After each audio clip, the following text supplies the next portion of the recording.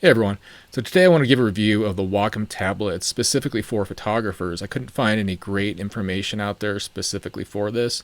So I wanted to do a review. So I got 3 different tablets from B&H. First is the Wacom 1, and this is kind of their cheaper low-end model. And then we got the Wacom Intuos. This one's pretty nice. And we also have the Intuos Pro. This one's really fancy. So this is going to be the last you see of any boxes. Sorry, no boring unboxing videos for you. So let's get right into this. So first off, we've got 3 different models here. So this is the base, the cheapest model. This is the Wacom 1, and I had never even heard of this one. It's super cheap, and it's like 60 bucks. It's a really good entry option. This thing is tiny.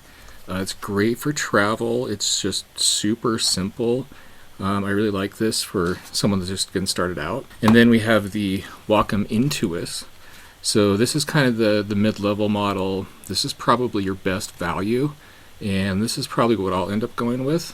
So this is just kind of mid-sized, very nice quality. It's got 4 programmable buttons, so it makes it really nice to use, versus the 1 does not have any buttons at all. And you can see the size differences on these. So the 1 is a little bit wider this direction, but so you can see the difference here. But this with the Intuos is a little bit taller because of the buttons. The usable area is all the same on all of these actually. So even though they have very different physical sizes, the actual area they can use is all the same. So then finally we have the Intuos Pro. This is a really nice tablet.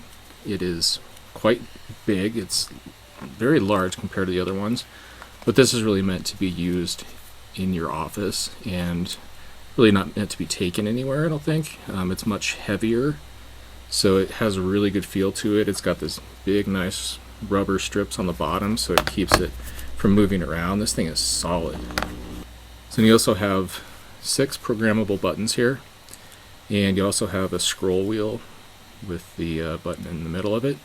So you can use this for zooming. It doesn't work particularly well for that. I prefer to actually use the pen for that and program it. But the programmable buttons are quite nice, and they have a little raised area here so you can feel where the middle one is. And then you can see on here that these little marks, I don't know if you can see that, but this is the actual usable area of the tablet. So the rest of it is really just extra space for your kind of hand to rest on. So the Pro model is Bluetooth enabled. So you can use this wirelessly, which I have been using, and on a Mac it works perfectly. I notice no lag at all. I have heard complaints from other friends that have a Windows machine that do have major lag if using Bluetooth. So that's something to consider. If you have a Windows machine, maybe a newer one would work that has faster Bluetooth. I'm not really sure, but keep that in mind. You might end up having to use it wired if you're on Windows, but on Mac I've had no problem at all. So this one also has a touch setting. So there's a switch here. You can turn the touch feature on and off. And I've quite frankly found the touch on this to be pretty annoying, so I usually leave it turned off, because usually my hand ends up activating it when I don't want it to. So I've just turned that off. It's not great compared to like the trackpad on the Mac. It works decent, but I've found no use for it myself. And if you're going to use the Pro wired, then it does have a USB-C port. So a nice modern port on that. The Intuos and the 1, these have just the regular old, I think it's mini USB. So it's kind of the older style of connection. Not that big of a deal, but if you want to keep all your wires the same, then that might be important for you. But otherwise they work fine. The 1 model is only available in wired. There is no wireless available. So that's something to consider, and that's probably my biggest consideration of why I would get the Intuos instead. So this particular Intuos is the wired version. they didn't have the wireless time at the time that I got this. So I won't be keeping this one because of that, but I will be ordering another one that does have the Bluetooth wireless, because they do have this available in the Intuos. So if you're going to be traveling with these, I travel full-time in an RV, so portability is really important for me. I do tend to work in odd places like libraries and stuff at times, so having something that's really portable is nice. The one is going to be the most portable one, although the Intuos is pretty much the same, so it's kind of a toss-up between those two. Again, they just a slightly different size. I feel like they're pretty much the same weight, so they both would work well for portability. Again, I would get the wireless version for the best portability, so you don't have wires everywhere. The Intuos Pro, again, it could work for travel, but it is much bigger and much heavier, so it's not ideal, but it could definitely work. It's still not huge, so it's definitely something you could use for travel. So let's talk about the pins a little bit. So first off, these two have pin holders built into them, this little cloth strap here, so that you can actually keep your pin attached to your tablet. So that's a great option for travel, to make sure that you always keep your pen with you. And then the Intuos also has this, but it's just on the side instead of the top. So that works really well, very convenient. The Intuos Pro, as you can see, does not have that. It instead comes with this little pen holder. So it's this really nice metal base, and you use that on your desk to hold it. So really simple, just nice to have. So again, the Pro really developed to be used on a desktop and not to be taken travel with you.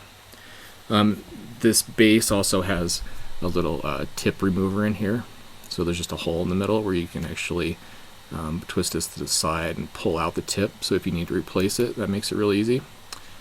Not necessary, but it's kind of handy. So I'm going to talk about the actual pens a little bit here.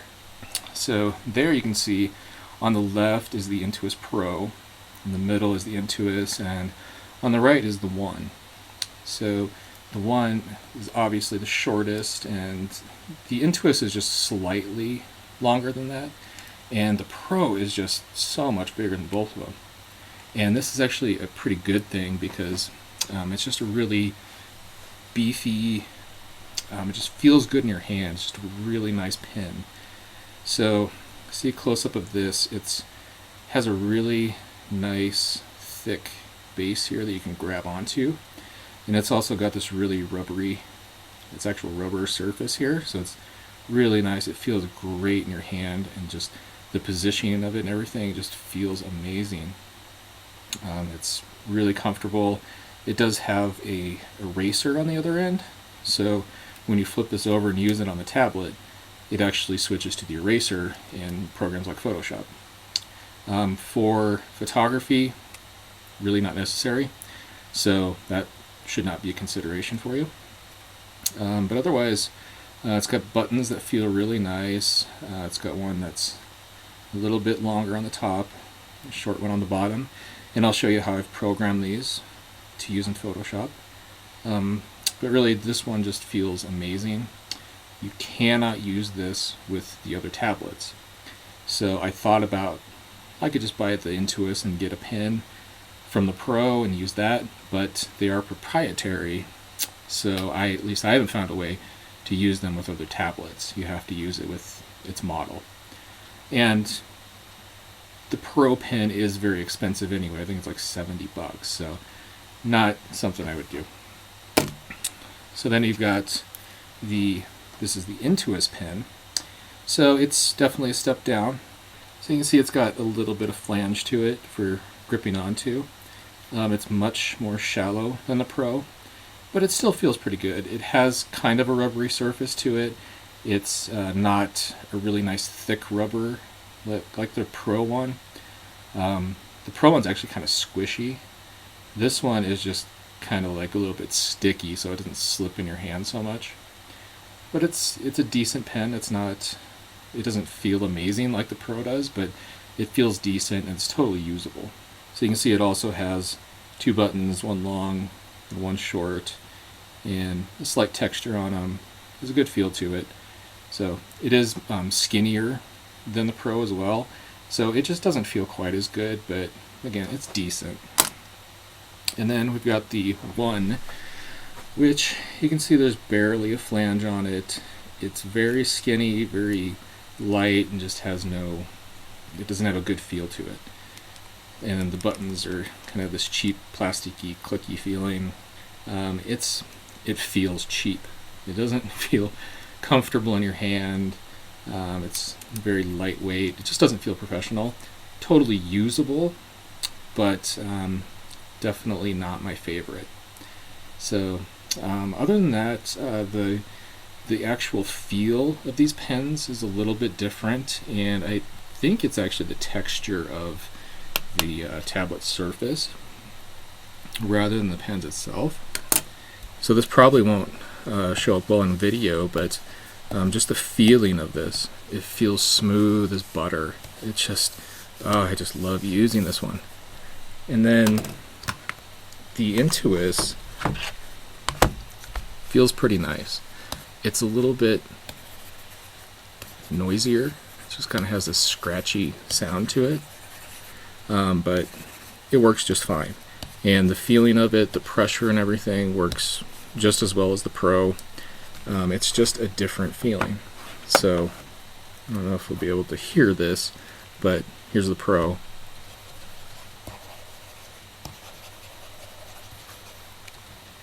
And here is the Intuos. And then we've got the One. This is more like the Intuos. And you can see that they probably use pretty much the same surface on these, but the Pro one just has a little bit nicer surface. So other than that, to connect the Pro, you just click on the middle button and blue light will flash, and then it says it's connected to Bluetooth. It takes a second. I've never had any problem with it disconnecting. It's worked fantastically wireless, so I'm really impressed with that. I don't know if the Intuos works the same. That's one thing I wish I could test, but I'm assuming it probably works close to the same. And also, I've only charged this once, and I've been using it for months now. So I haven't been using it like hardcore every day, but I haven't had to recharge it yet. So the battery life seems to be really good, so I'm impressed with that. But one thing I really do like about the Pro is that you have this extra space over here. So I'm a lefty, so you would be using it, most people would be using it in the opposite orientation, but this allows your hand to rest on this surface so that when you're working with it, you're not hanging over. Versus with either one of these, so if I look at the Intuos, I don't have anywhere to put my hand here. Move this out of the way. So if I'm working on the extreme edge of this, then my hand has to be hanging off, and it's kind of awkward. It's not bad. It is nice to have the extra space on this one. If you're right-handed, it's going to be flipped around, so your right hand will be over here. And then you have access to your buttons with your free left hand. Alright, so now I want to show you some settings that I've set up for the pen. So I'm using the Intuos Pro, so I have the Pro pen selected. And then what I did was I added Photoshop as one of the applications. So you just click this plus button here to add a specific application, so you have shortcuts just for that application.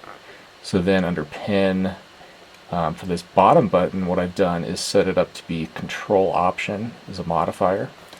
And then in Photoshop, if I'm using the brush tool, if I hold down that bottom button and then move from right to left, that changes my brush size. And if I go up and down, it changes it from soft to hard. So it's a really easy way to get exactly the brush that you want. And then the other thing I did with the top button, I set this to a keystroke. So if you come over to keyboard and keystroke, what I did was I set this to be option space.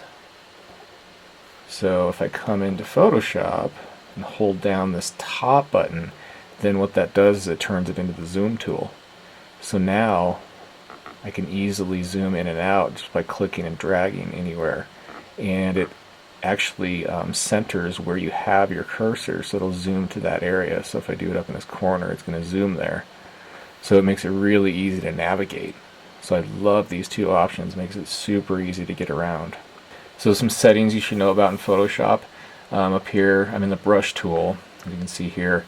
And in the options bar, there's these two icons, one here and one here. So this one tells Photoshop that you should change the opacity based upon the pressure. So let me just turn these two settings off so I can show you what they do. So this is without those settings turned on. So you can see basically it's not pressure sensitive. So it's going to be all based upon the size of your brush. And you'd have to manually set the opacity, so I'd have to come up here and change this. It feels more like using a mouse. There's nothing too special about it. So rather than do that, what you can do is turn on this pressure sensitivity, and this one's going to change the opacity based upon how hard you press. So here I'm pressing really light, so it starts out with just applying a little bit, and then as I press harder, it starts applying the full effect. So that's useful, but where I really find this to be the exceptional tool is when I turn on the pressure sensitivity for the size as well.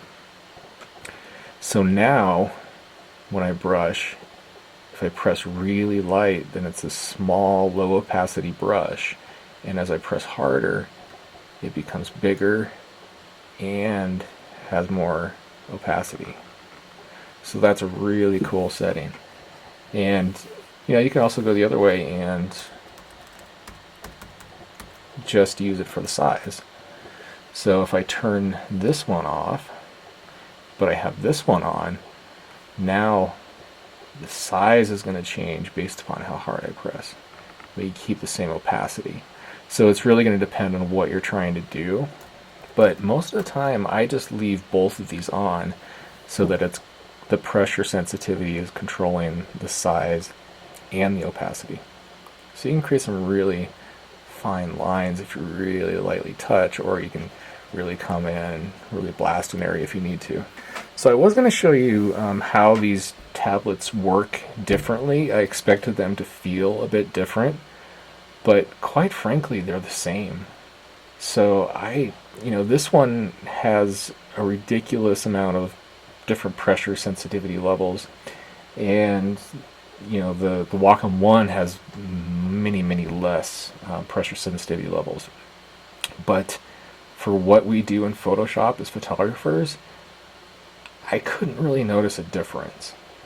The only thing I really noticed was that the Intuos, not the Intuos Pro, actually felt like I get finer lines out of that. But I might be imagining that, I'm not really sure. But overall, I cannot tell a difference. And so that really doesn't matter, in my opinion, for photographers. If you're a graphic designer, or you're like doing paintings, something like that, then yeah, the different pressure sensitivities become a lot more important. But for photographers, it's not that big of a deal. So if I wanted to do some burning and dodging on this image, I can create a new layer, set the blending mode to soft light, and now I can just come in with my brush and either paint black or white. So black if I want to darken, white if I want to brighten it up. So let's start with the white, and we'll just leave the settings as 100%, but I got my pressure sensitivity on. So now if I wanted to brighten up these grasses up here, you can see I can do a really fine area, or if I press a little harder, I can kind of spread that out.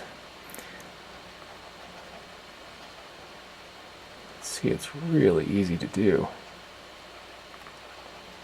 And then of course, if I wanted my opacity to stay the same, then I would uncheck that, and then it's just going to affect my size based upon the pressure. Not exactly what I want, think I want to go the other way actually. So I'm going to turn on the opacity, turn off the size. So that way size remains big, but how much I apply is going to depend on how hard I press. So again, usually I like to leave both of them on. So now let's say I want to darken areas of the sky. So I could flip this to black, and you can see in this case I don't want that. I'm going to do that. So I might have to actually just lower the opacity to do what I want to do here, and I might need a bigger brush. Let me make this a lot bigger. So now I kind of paint that in. I want to darken the top of the sky. And if I want to lighten the top of this peak here. So that's too big of a brush, so let me make that smaller. So I just did that by holding down the bottom button on the pen.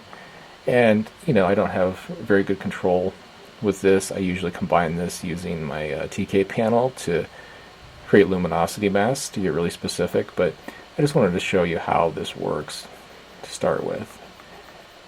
So I can create really nice burning and dodging without the need for selections necessarily.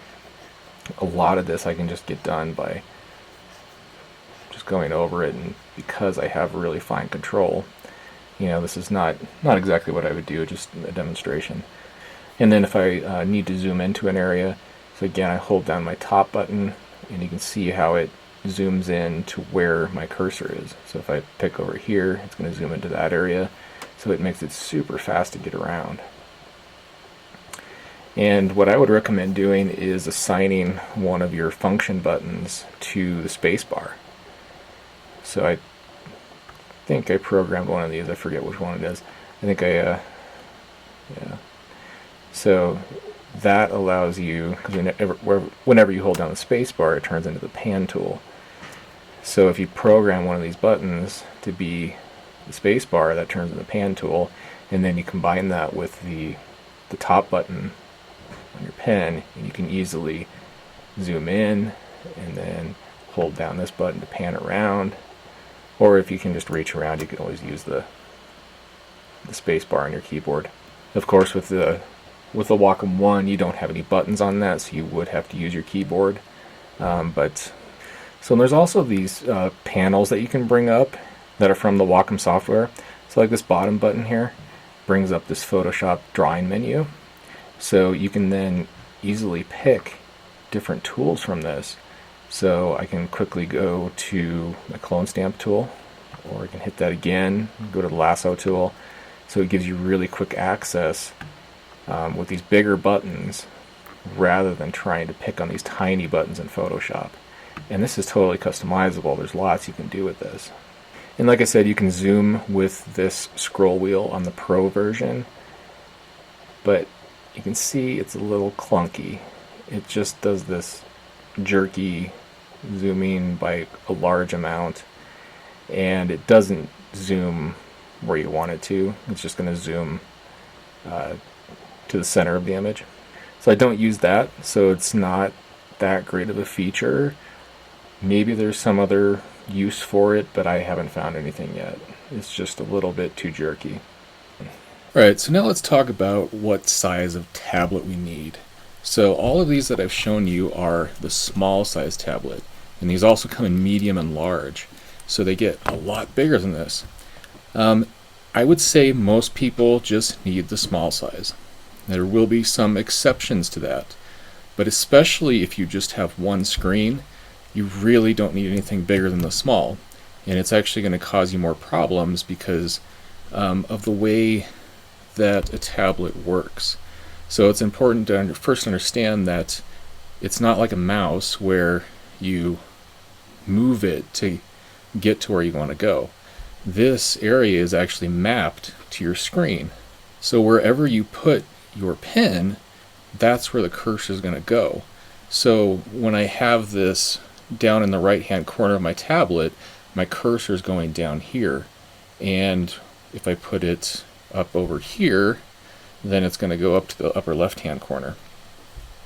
So the thing is, if you have two monitors, then what happens is that this gets mapped to the size of both monitors. So I've brought up my Wacom tablet settings for this, which will help you make more sense out of this. So you can see I've got two monitors here. And you can see here that if you go under the pin settings and then go to mapping, it shows you how the screens are going to be mapped to the tablet. So in this case, if I put my cursor, or if I put my pin on the left side of the tablet, what it's doing is it's going over here to this side of the screen. And if I put it like right in the middle, then it's going right in the middle of these two screens. And if I go far over here, it's going to the right, of course. So it's not like a mouse where you scroll it to get to where you want. It's just mapped to the tablet. And so the thing is, with two screens, then your active area when you're like using Photoshop is only going to be this half of the tablet. So really fine adjustments become harder because it's such a small area to work with. So what I've found is that it's best to actually map the entire tablet to one screen when I'm using Photoshop. So what I've done here is I've set up a custom application for Photoshop, and then under mapping, what I've done is I've set it to be just to monitor 2, which is what I'm using Photoshop on. So this whole tablet is being mapped to just monitor 2, but then if I go to all other applications, then I've got it mapped to both screens. So when I'm not using Photoshop, I can still use this as a mouse and go over both of my screens. But if I have Photoshop active, then it's mapped to the entire tablet, and I actually can't use it outside of Photoshop really, which can be a pain if you're like switching back and forth between applications a lot. But I also have Lightroom mapped to this, so it's really personal preference if you want to do this, because if I now want to go to the other screen, I can't. I would have to use my trackpad or my mouse to then go click something else, and then I can use my entire thing for both screens. So that's just a tip if you want to keep with a small tablet size and you have dual monitors. If you have a single monitor, then I don't think it really matters. I think the small works just fine. If you have dual monitors and don't want to do that whole mapping thing, then I would probably recommend getting the medium size. And if you have a giant monitor, like 30 inches or bigger, then you might consider getting a medium sized tablet. I think the ideal setup really is, if you have a lot of money to spend, I would get the medium size if you have dual monitors or a huge monitor, and then get a small one for travel, because the medium ones they're huge. So I really wouldn't recommend that unless you absolutely have to. So, and you might think, well, bigger's better, right? Always. Like, it gives you more precision, it gives you a bigger area to work with. But the problem with this is then you have to move your whole arm a lot further because of the way these things are mapped out. So rather than just working in a tiny area, you might actually have to like move huge distances. So that can become really fatiguing, and it might actually decrease your precision because you have to move in large areas. So I've found the small to be just fine. I mean, I can do some pretty refined stuff, and if I need to, then I just zoom in, and then I can work with this smaller area. So I really don't think the medium's necessary, but that's just personal preference. You might try both, or at least try the small out first and see if it works for your needs. Most likely it will, I think. Alright, so I hope you guys enjoyed this review. I had a lot of fun making it. I know that having a tablet has really transformed the way that I process my photos. It just makes it so much more fun and intuitive to just use a pen instead of having the clunky mouse. So I highly recommend one, and the Wacom tablets are just awesome quality. Any of them that you get are going to be great. So if you like this, I'm going to have a lot more stuff coming on my channel, so please subscribe, and be seeing you guys in the future.